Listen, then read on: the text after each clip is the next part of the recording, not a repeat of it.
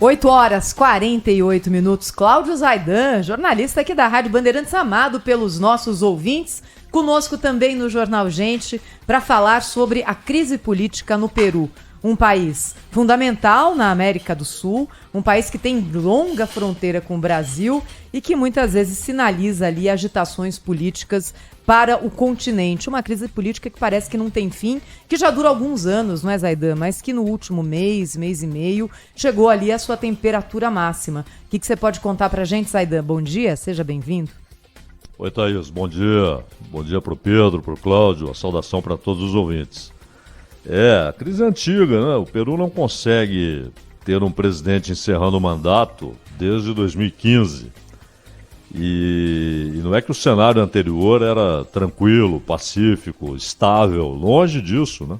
Como já dissemos aqui várias vezes, houve suicídio de presidente, no caso Alan Garcia, houve prisão de presidente, Ollanta Humala, houve presidente foragido, o Toledo, e depois disso uma sequência de presidentes derrubados por um Congresso que é visto pela maioria da população, há várias pesquisas antigas já e que nunca mudam, porque sempre o resultado é o mesmo. A maioria dos peruanos enxerga o seu Congresso como uma convenção de corruptos. As pessoas podem argumentar, devem argumentar, mas espera aí, mas o povo os elegeu. É que às vezes o sistema ele vira um moto contínuo, né? É um círculo que ninguém consegue fazer um buraco naquele círculo. Então, os políticos vão permanecendo, os partidos passam a ter o controle da eleição, de quem vai ser candidato, quem não vai. Mas, apesar de todo esse cenário, nós temos agora uma situação diferente. Porque em todo o Peru, a população tem ido para a rua, a população mais pobre, os indígenas que têm uma participação significativa, expressiva, né, na formação demográfica peruana, e estão indo para a rua pedindo a libertação. Eles começaram pedindo a libertação do Pedro Castilho. Para quem não se interessou pelo assunto, Pedro Castilho era o presidente, e chegou um momento em que ele percebeu que o Peru continuaria ingovernável daquela maneira. O Congresso não deixava ele fazer nada, tudo era derrubado, e o Congresso queria derrubá-lo, como fez com todos os seus antecessores de 2015 para cá. E num ato de desespero, sem qualquer apoio de um mísero soldado, né?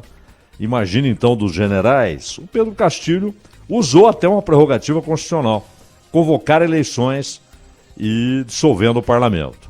Só que ele já tinha um Congresso hostil, a vice-presidente Dina Boluarte, então vice-presidente, 2 semanas antes, se afastara do presidente, saíra, ela tinha um cargo ministerial, como o Alckmin aqui, que é vice-presidente e é ministro, ela era vice-presidente e ministra.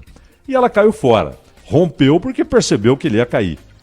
E o último ato desesperado dele, insano, sem dúvida, mas que não teria qualquer efeito, porque ele não tinha soldado, nem sequer um soldado a apoiá-lo.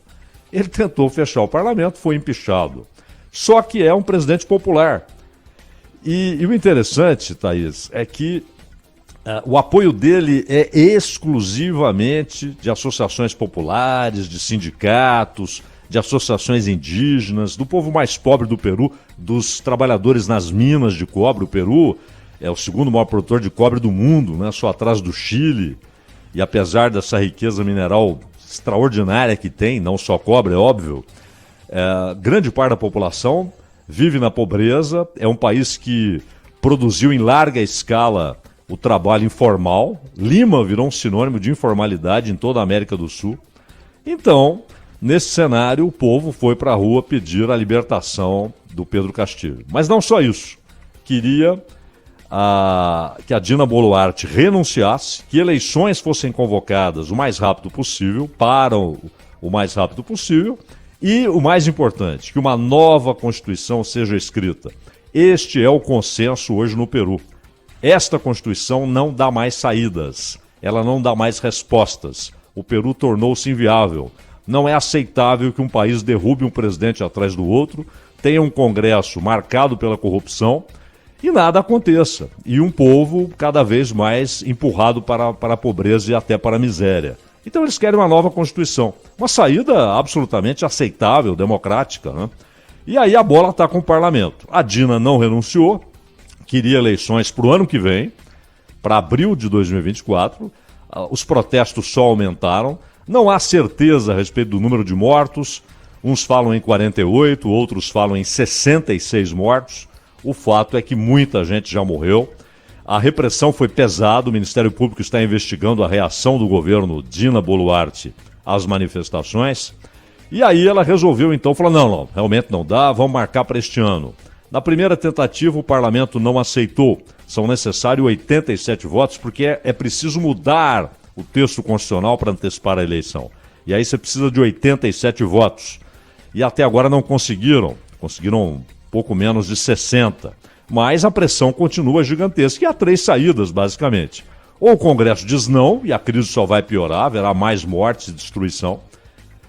Ou eles aceitam a nova eleição, porém sem uma nova Constituição, e isso provavelmente não vai diluir os protestos, ou aceitam o pacote inteiro, né?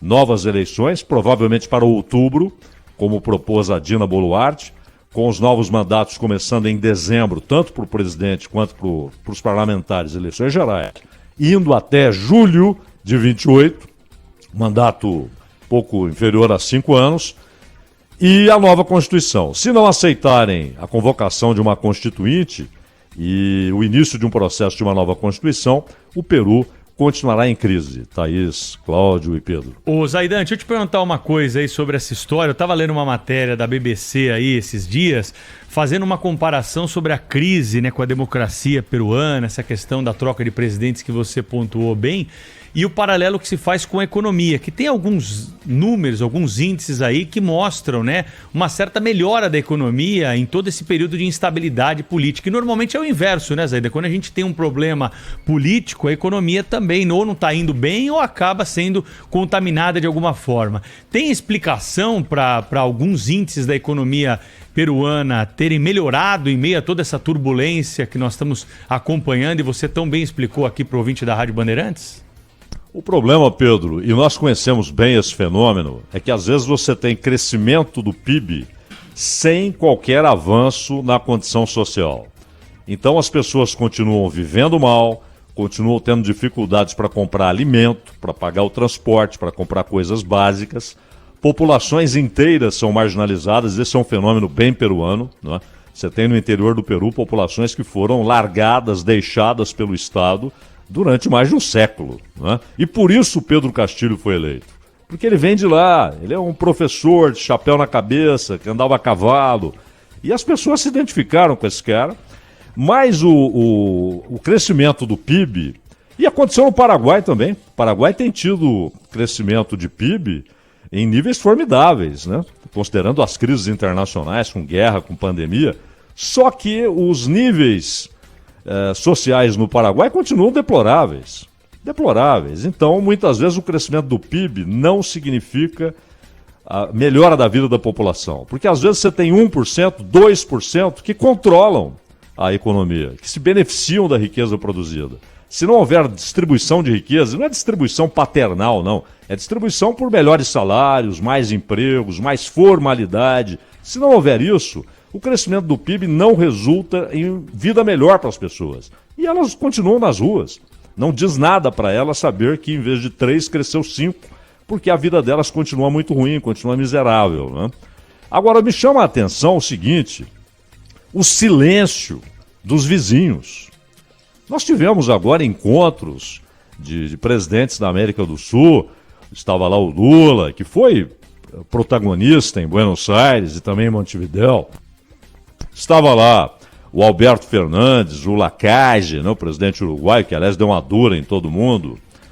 E ninguém citou seriamente, tratou da crise peruana.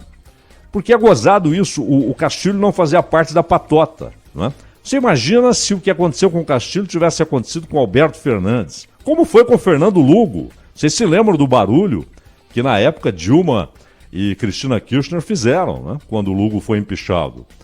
Pô, puniram o Paraguai, ele foi suspenso do Mercosul, até para permitir que a Venezuela fosse aceita, né, porque o parlamento paraguaio não estava concordando. Mas ninguém fala nada da crise peruana, não é? E ao mesmo tempo que a esquerda não liga muito pro Pedro Castilho, porque ele é um conservador, não é? Ele é tido como esquerda em questões econômicas, ele quer melhorar a vida das pessoas, ele quer melhores salários, ele quer distribuição de riqueza, ele quer programas de assistência social, mas ao mesmo tempo ele é um conservador em costumes. Ele não aceitou uma lei que aumentaria as possibilidades de aborto, ele não aceitou que nas escolas primárias peruanas fossem ensinadas questões de gênero. Então, a esquerda marcusiana, né, os neo-jacobinos de Lima, os acadêmicos, os universitários, os professores, os intelectuais, desprezavam o Pedro Castilho. E aqui os seus companheiros na América do Sul não tomaram suas dores, né? Aliás, não só o Pedro Castilho, mas a crise peruana. É uma crise que está aqui, na América do Sul, é nosso vizinho, como disse a Thaís, uma larga fronteira. E parece que isso está acontecendo na Finlândia, né, e não aqui do lado. E olha, na prática, Zaidan, hoje tem uma matéria aqui na Folha da France Press mostrando que Machu Picchu, um dos principais pontos turísticos do continente, sonho de consumo de muita gente conhecer esse lugar, está às moscas desde que começou essa crise mais forte política no Peru. Por quê? Porque essa região é uma região de muitas manifestações e várias, nesse período, fecharam o acesso a Machu Picchu e deixaram turistas presos lá durante dias e dias e dias e dias. Então, basicamente, Machu Picchu perdeu momentaneamente o atrativo. E há fotos aqui indicando que a entrada da cidade Inca hoje absolutamente vazia. São milhares de visitantes que vão a Machu Picchu todos os anos, de todos os continentes. Diz que nesse momento apenas 100 pessoas chegam a cada final de semana e ponto, porque só o final de semana é permitido pelos manifestantes em Machu Picchu. E é claro, você vai para um lugar desse sem saber se você vai conseguir voltar, você pensa 20 vezes antes de tomar essa decisão como turista. E a indústria do turismo em toda a região de Cusco, que vive disso, sentindo demais. Porque, de repente, a fonte de renda de uma cidade inteira, de uma região inteira, desapareceu do dia para a noite. Uma tristeza, né? E até isso é fonte de pressão sobre o parlamento, né? Porque isso significa menos turistas, menos dinheiro, menos divisa, num país que precisa desesperadamente de divisa. Então isso também é uma pressãozinha sobre o parlamento do Peru para que decida logo se vai aceitar antecipar a eleição e, claro, convocar uma Assembleia Constituinte. Cláudio Zaidan, Zaidan. Fala, pois não, Cláudio. Zaidan, parabéns aí pela sua análise, sempre muito completa Cláudio. e muito esclarecedora. Eu queria saber de você o seguinte, como é que o Peru chegou a essa situação, né? Porque o Peru tem alguns dos políticos assim mais talentosos, né, que o continente já produziu. Teve, né, presidentes, pessoas muito importantes, até alguns não chegaram a ocupar cargos, né, de presidente, mas tiveram um protagonismo político importante, ainda tem, né? Como Mário Vargas Llosa, por exemplo, o escritor muito cultuado pelos peruanos. E aí eu queria saber exatamente isso de você. Como é que o Peru chegou nesse ponto, né? Com um Congresso claramente envolvido numa teia de corrupção, mas exercendo um poder inimaginável, né? Que deve ser poder de sonho de todo o parlamento, né? O presidente não sentou para conversar, derruba o presidente, né? Derruba o presidente, exato. Como é que chegou a isso, hein? Cláudio, você citou o Vargas Llosa. A crise é tão pesada que o Vargas Llosa, na última eleição, apoiou a Keiko Fujimori. Você vê a foto de opção. Ou seja, a Fujimori, a Keiko Fujimori, ela também é denunciada há muito tempo. Não está na cadeia por influência política e tal. Chegou a ser presa. Mas o fato é que também os políticos peruanos foram atingidos pela descoberta do esquema da Odebrecht. As investigações da Lava Jato atingiram fortemente o Peru, a Colômbia e a Venezuela. Na Venezuela, obviamente, o governo simplesmente pegou o papel e jogou na lata de lixo e impediu qualquer investigação. Na Colômbia houve alguma, mas no Peru foi pesado, né? E vários presidentes e parlamentares foram denunciados por crimes de corrupção. E a Odebrecht era apenas uma perna de um esquema muito maior de corrupção no Peru. O Peru é muito peculiar, né? Quando houve aquela febre de regimes militares na América do Sul, a ditadura militar peruana era de esquerda, né? Fez até reforma agrária e tal. É um país muito peculiar, um país especial, tem muita riqueza, mas a maioria do seu povo não consegue sair da pobreza. Há um apartheid invisível ali, as pessoas não conseguem ascensão social, não conseguem melhorar de vida, e isso uma hora explode, né? Cláudio Zaidan, sempre conosco aqui também no Jornal Gente da Rádio Bandeirantes, volta na nossa programação às 3 da tarde, no comando do Bandeirantes acontece. Obrigada, Zaidan, venha sempre, um beijo. Um abraço, até a próxima, sempre um prazer. Abraço.